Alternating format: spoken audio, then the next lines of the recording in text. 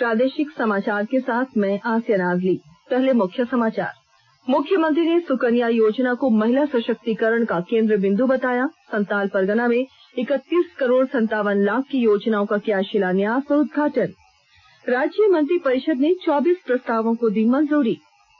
श्रीनगर जम्मू राष्ट्रीय राजमार्ग में अवंतीपुरा के पास सीआरपीएफ के काफिले पर आतंकी हमला, 18 जवानों के शहीद होने की खबर।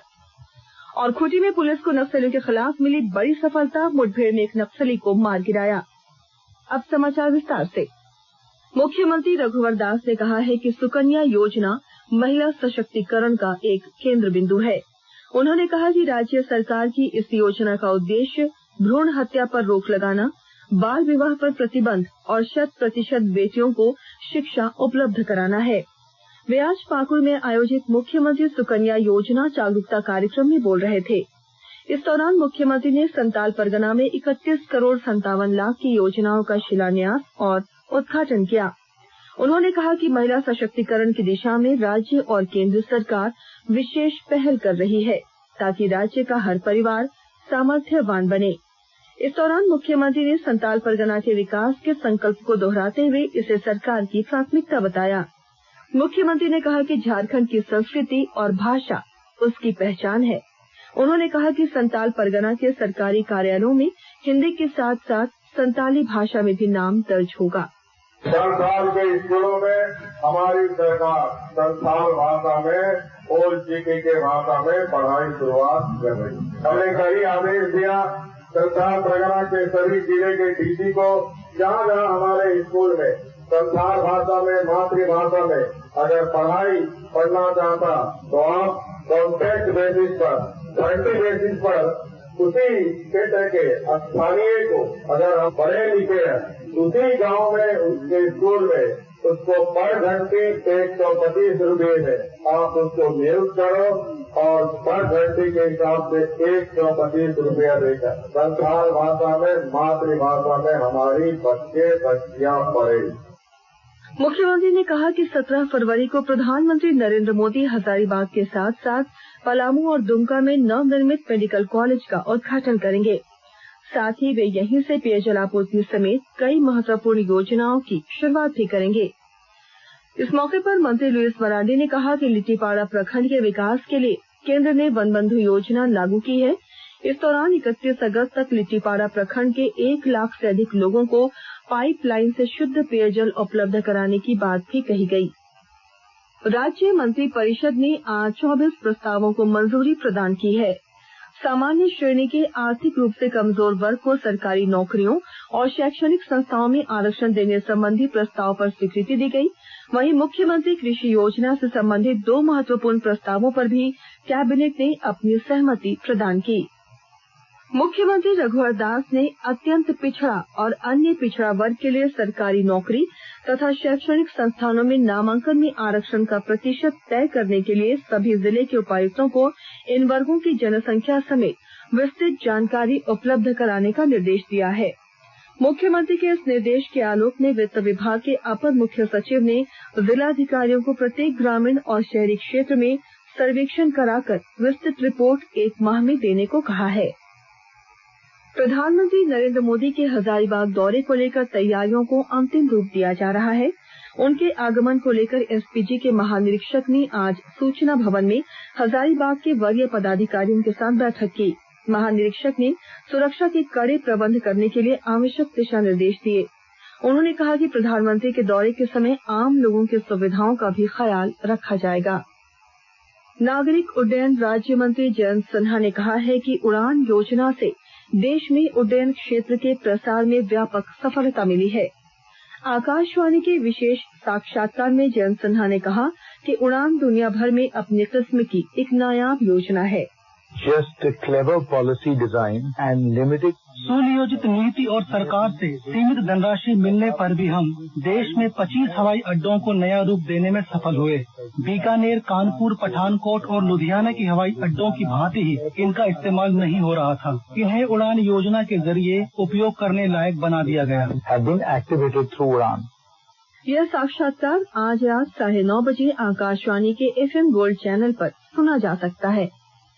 वर्ष 2019 के आम चुनाव के कवरेज के बारे में 2 दिन की कार्यशाला का उद्घाटन करते हुए प्रसार भारती के अध्यक्ष ए सूर्य प्रकाश ने कहा है कि चुनाव की खबरें देते समय देश की राजनीतिक, सांस्कृतिक और भाषाई विविधता का ध्यान रखा जाना जरूरी है। सम्मेलन का आयोजन आकाशवाणी के समाचार सेवा प्रभाग और दूरदर्शन समाचार ने किया है। आकाशवाणी समाचार की महानिदेशक ईरा जोशी ने कहा कि आकाशवाणी समाचार लोगों को सही सूचना उपलब्ध कराने के लिए कई कदम उठा रहा है। सम्मेलन में समाचार सेवा प्रभाग की ओर से 2 हैंडबुक का विमोचन भी किया गया। इस सम्मेलन में क्षेत्रीय समाचार इकाइयों के अधिकारी और संवाददाता भाग ले रहे हैं। आकाशवाणी के ताजा तरीन समाचारों के लिए आप हमारी वेबसाइट newsonair.com पर लॉग ऑन कर सकते हैं। ताजा समाचार ट्विटर @AIR न्यूज अलर्ट और Facebook page all India radio news पर भी उपलब्ध है। प्रादेशिक समाचार आप आकाशवाणी रांची से सुन रहे हैं। श्रीनगर जम्मू राष्ट्रीय राजमार्ग में आज पुलवामा के अवंतीपुरा के पास सीआरपीएफ के काफिले पर आईडी ब्लास्ट के जरिए आतंकी हमला हुआ है। इस हमले में 18 जवान के शहीद होने और 2 दर्जन से अधिक जवानों के घायल होने की सूचना है। सीआरपीएफ के काफिले में 2500 जवान शामिल थे और वे जम्मू से श्रीनगर जा रहे थे। आतंकी संगठन जैश ए मोहम्मद ने इस हमले की जिम्मेवारी ली है। उपराष्ट्रपति वेंकैया नायडू ने इस हमले की कड़ी निंदा की है और शहीद जवानों और उनके परिवार के प्रति शोक संवेदना व्यक्त की है। उन्होंने घायल जवानों के शीघ्र स्वस्थ होने की कामना की। वहीं झारखंड के मुख्यमंत्री रघुवर दास ने हमले को कायराना हरकत बताया है। मुख्य सचिव सुधीर त्रिपाठी ने आम लोगों से रक्तदान और नेत्रदान करने की अपील की है। वे आज प्रोजेक्ट भवन परिसर में नेत्रदान शिविर के मौके पर बोल रहे थे।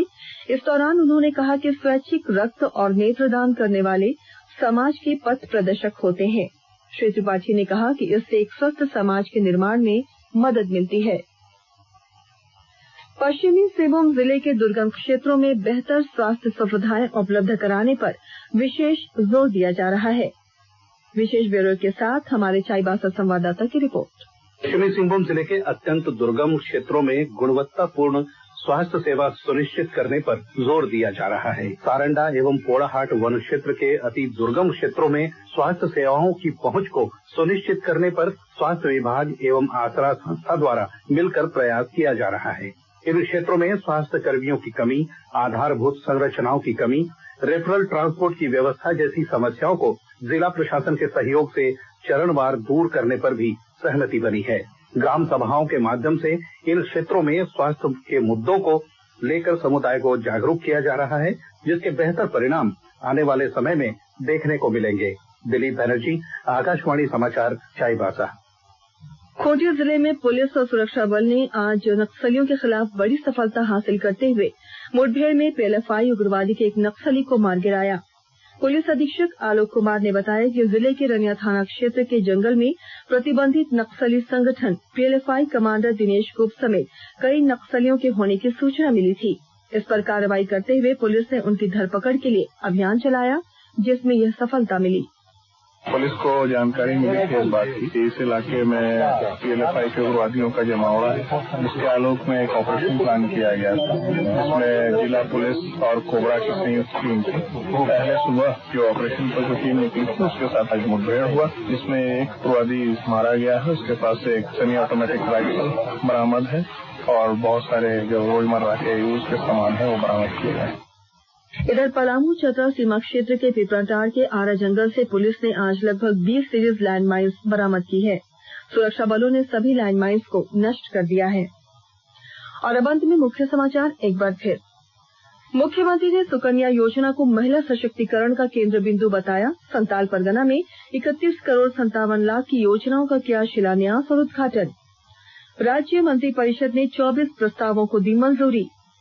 श्रीनगर जम्मू राष्ट्रीय राजमार्ग में अवंतीपुरा के पास सीआरपीएफ के काफिले पर आतंकी हमला, 18 जवानों के शहीद होने की खबर। और खूंटी में पुलिस को नक्सलियों के खिलाफ मिली बड़ी सफलता, मुठभेड़ में एक नक्सली को मार गिराया। इसके साथ ही आकाशवाणी रांची से प्रादेशिक समाचार का ये बुलेटिन समाप्त हुआ।